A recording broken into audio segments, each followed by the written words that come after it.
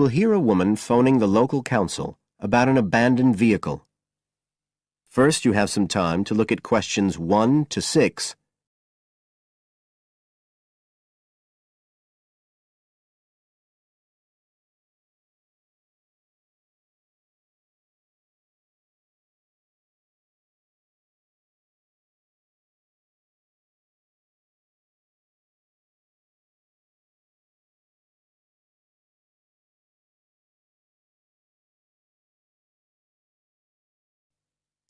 Now we shall begin.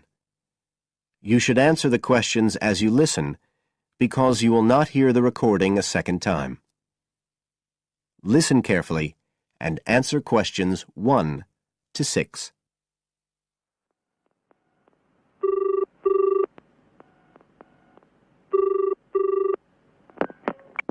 Environmental Health Department, Paul speaking. Oh, hello. I wanted to report a vehicle that's been left parked near where I live. I think it's been abandoned. I wondered if the council could arrange to get it towed away. Have I got through to the right department? Yes, you have. If I could just take a few details. Your name, please? Mrs. Shepherd. Thank you. It's not my vehicle, though. I just thought someone ought to report it. No, that's fine.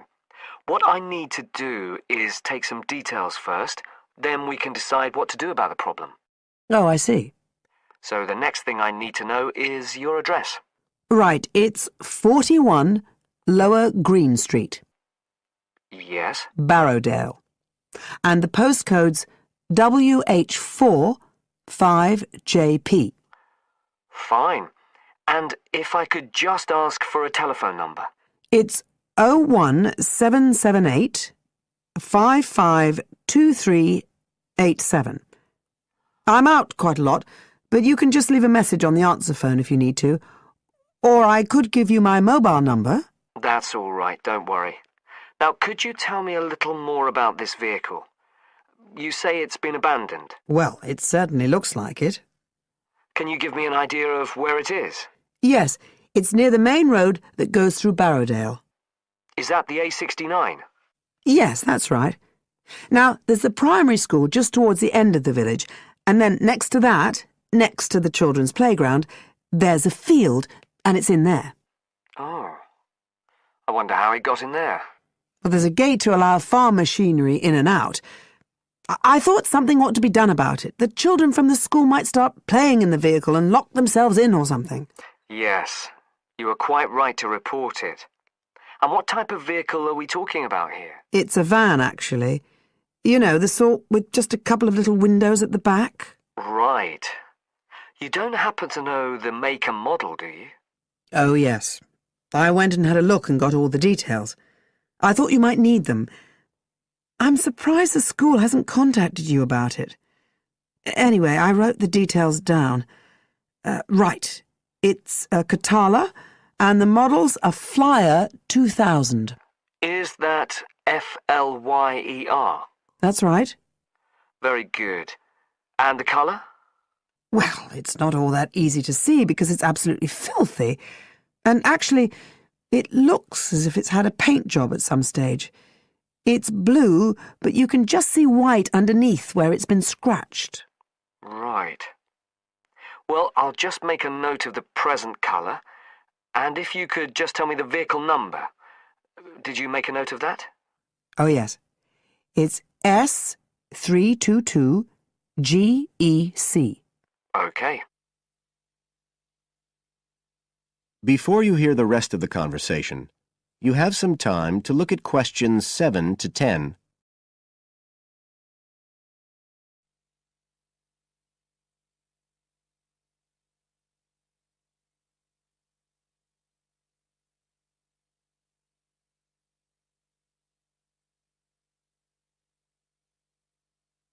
Now listen and answer questions 7 to 10. And it sounds as if the general condition of the vehicle isn't too good, from what you say. No, it's pretty poor. It wouldn't be drivable. It's got a flat tyre and there's a crack in the windscreen. I reckon someone just wanted to get rid of it. That's usually the way. It's been there for nearly a week. No, it must be 8 days. I remember it was a Sunday morning when I noticed it. It wasn't there the day before. I walk past it most days on the way to the shops. I'd have thought the school would have reported it. Does the field actually belong to the school?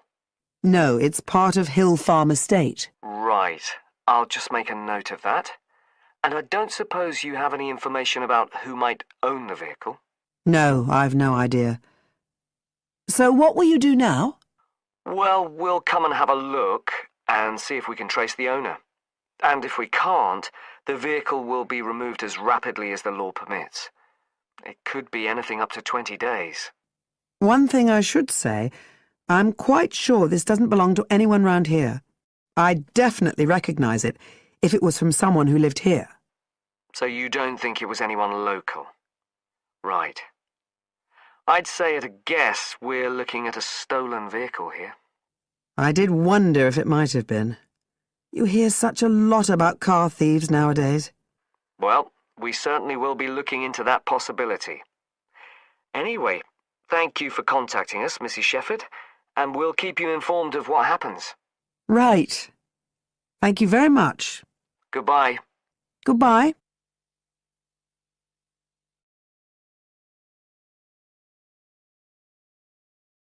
That is the end of part 1. You now have half a minute to check your answers.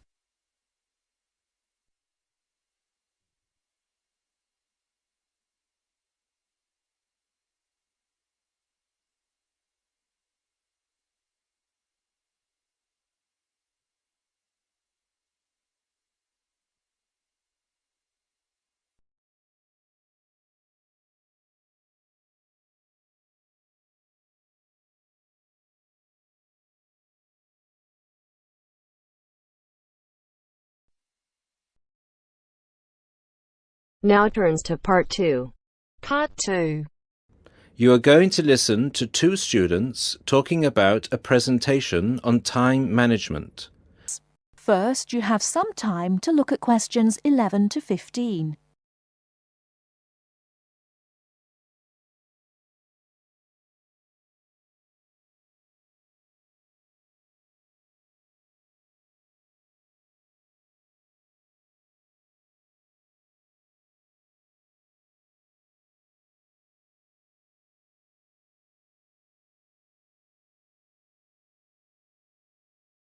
Now, listen carefully and answer questions 11 to 15. Hi, Mark. What are you doing? Hi, Lucy. Well, I'm preparing this seminar on time management. I'm supposed to do a presentation on the topic next week. Ironic, isn't it? I'm probably the worst student when it comes to time management. I don't think you're that bad compared to some other people I know. Do you need some help with it? Yeah, I just don't know where to start, to be honest. When are you doing the presentation? I'm supposed to hand in the draft on Wednesday at 11 a.m. The presentation is scheduled for 10 a.m. this Friday. That's not too bad. This gives you the whole weekend to prepare. Let's brainstorm some ideas, shall we? Do you want to get a pen and paper to jot down some thoughts? I think you should start with a broad general statement. For example, I read somewhere that organizing time is a skill like learning to drive or tying your shoelaces. Then you could move on to discussing the common problems people have with managing time. That's not a bad idea. One of the common problems is putting things off. Yeah, you could also mention some common signs of this symptom, such as last-minute holiday shopping, putting off visits to the doctors or the dentist. Another problem is relying too much on your memory and not writing things down. Do you mean not keeping a diary or a planner to plan the tasks? That's right. For example, writing down what I need to do in a diary or planner helps me remember what I need to do and makes me more focused on the tasks for the day. Good idea. Before you hear the rest of the talk, you have some time to look at questions 16 to 20.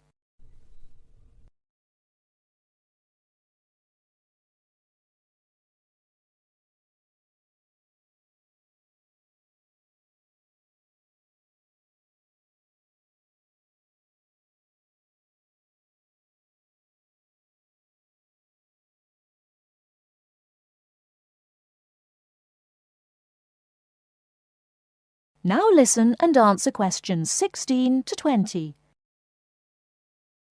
That reminds me of something I've been meaning to do for a while now. Anyway, I should also include some advice on how to deal with the problem, shouldn't I? Sure, you can talk about some ways of stopping procrastination. I guess making a to-do list can help one focus on what needs to be done. Definitely. Another way to deal with the problem is to prioritize and do the hardest job first, the one which requires the most effort and concentration. Also, my tutor recommended that I should break big projects into small parts with a specific goal. Having an action plan has worked for me. I usually make a list of small tasks I need to do to achieve a goal. Sometimes I just don't feel like getting down to work because a task seems too overwhelming for me to even think about. This technique helps me reduce psychological pressure if I think of a project as a set of easily achievable tasks. Don't you think? I know what you mean. I often feel like that myself with the statistics project I've been doing this term. I'm well behind and the deadline is next week. I think setting deadlines and sticking to them can help one to achieve goals. You can discuss this aspect in your presentation too. A good point. Setting deadlines can also help one become more realistic about the time it takes to do tasks. Another point you could include is how to deal with interruptions. Okay, I guess blocking in time to handle unpredictable interruptions can help one stay focused. Not just that, some interruptions, such as phone calls, can be easily avoided by using answering machines, for example. Saying no, which is one of the most useful words in English, is also very effective. It can be tough sometimes, but you've got to learn to say it nicely but firmly. I think you've got enough ideas here to start with. Definitely. Thanks a lot for your help. I just need to type the ideas up and I think I'm all set. Do you think you can lend me your laptop for a couple of hours? I'm afraid I can't. I've got to finish my own project. Never mind. I'll use one at the library. You certainly know how to say no. Learned it the hard way. Got to go now. Good luck with the presentation. Cheers. See you later.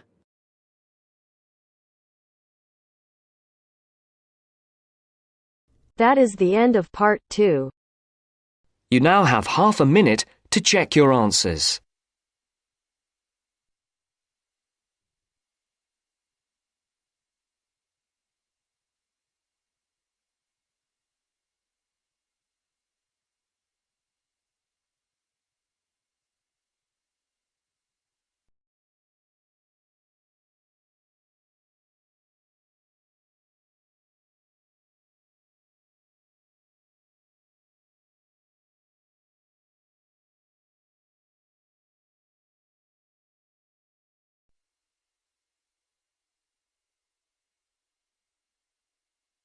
Now turns to part 3. Part 3. You'll hear a woman calling Laverton Arts Centre for some information. First, you have some time to look at questions 21 to 26.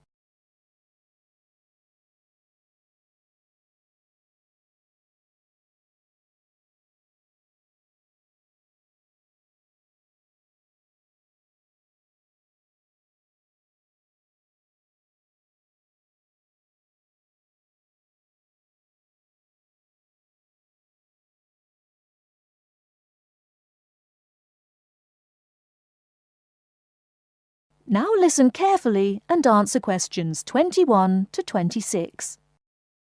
Laverton Arts Centre. How can I help you? Hello. I've been to the Arts Centre a few times recently, and I understand you have this scheme for regular visitors. The Friends of Laverton Arts Centre. Yes, that's right. I wonder if you could tell me a little about it. I mean, how much it costs and what benefits it offers, things like that. Certainly. Well, first of all, the good news is that we've recently changed the scheme. It used to cost £15 a year, but now it's free. All you have to do is fill in an application form. You can either come to the Arts Centre and do that here, or you can go to our website and apply online. And so what are the benefits of joining? There are actually quite a few. As a friend of Laverton Arts Centre, you'll receive a newsletter every 3 months with information on all the forthcoming events. That sounds useful. You also get priority booking for shows and concerts in the main theatre. Can you explain how that works exactly? Yes. What that means is that when tickets go on sale, for the first 2 days they're only available to friends of the Arts Centre.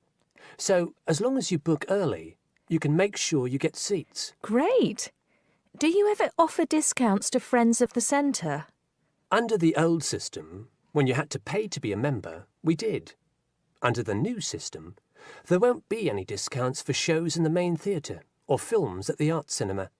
Having said that, we will be offering some discounts to members for performances in the small theatre. There'll be information about this in each issue of the newsletter. I suppose I can find that information online as well, can I? Absolutely. Actually, we're redoing our website at the moment. Right now, there actually isn't a special section for Friends of the Arts Centre on the website. Once the site's been redesigned, there will be. You'll be able to put in your username and password and enter a special section just for you. It sounds excellent. Are there any requirements, though? I mean, as a member, do I have to do anything? Yes, sorry, I forgot to mention that. There are no formal requirements at all, though obviously we have this scheme to encourage people to attend events here regularly. So we ask that you attend at least 4 events a year, whatever they are, if you possibly can. Nobody's going to count, though, and it's totally up to you. That sounds fair enough.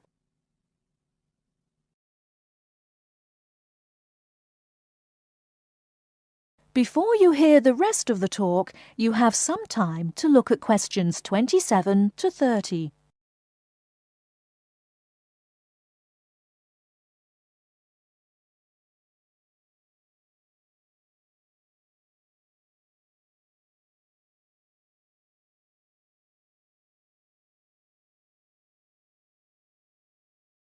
Now listen and answer questions 27 to 30.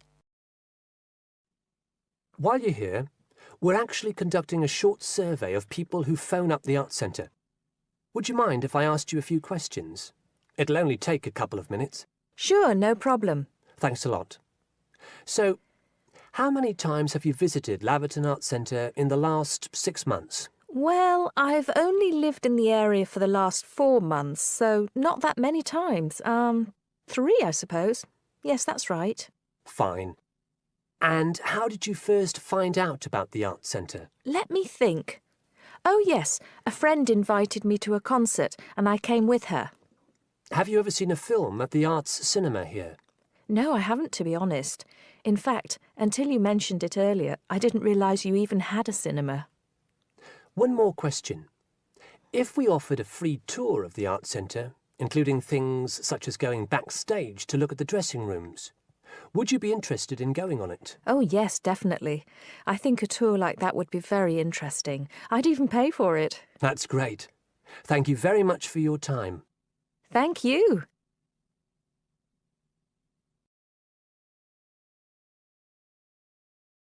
That is the end of part 3. You now have half a minute to check your answers.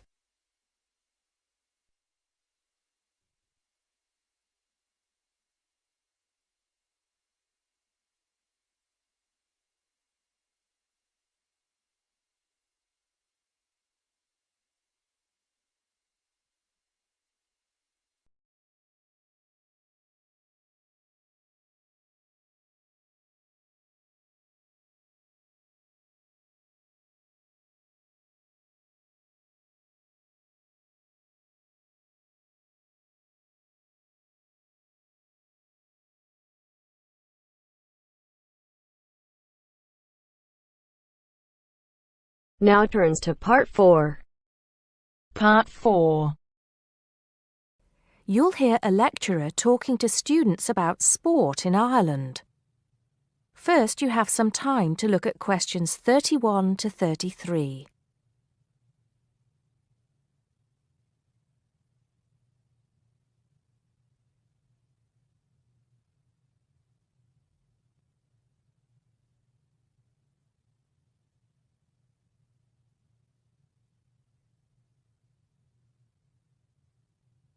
Now listen carefully and answer questions 31 to 33. Now, today we're going to be finding out about the most popular sports in the Emerald Isle. That's Ireland, of course. Can you guess what they are? Well, there are these two lesser-played games, a form of rounders and Gaelic handball. But we'll start with one which is perhaps over 3,000 years old, arriving in Ireland with the Celts, some claim. That may be a slight exaggeration, but I consider it to be the fastest field game in the world, and it goes by the name of hurling. Well, that's what it's known as in the English-speaking world anyway. So, what do you have to do? You've got 15 players on a team, one of them the goalkeeper. Each one has a stick called a hurley. Here you are. I've brought mine along. Had it since I was at school. This is what it looks like, and basically you have to get this ball, called a sliotar, that's S-L-I-O-T-A-R, so it's not spelt the way it's pronounced. You hit it into the net for 3 points, or you can hit it over the net for 1 point. The goal looks like the letter H, with the net under the crossbar. The goalie has a bigger stick than the others to help keep the ball out. You can also catch the sliotar and run with it for 4 steps maximum, or bounce it on your stick. Is that clear to you all? I'll be showing you a video a bit later, so you can see what a game actually looks like. You might like to think of it as a mixture of lacrosse, hockey, and baseball. Oh, and it's played by women too, but it goes by the name of camogie in that case. Before you hear the rest of the talk, you have some time to look at questions 34 to 40.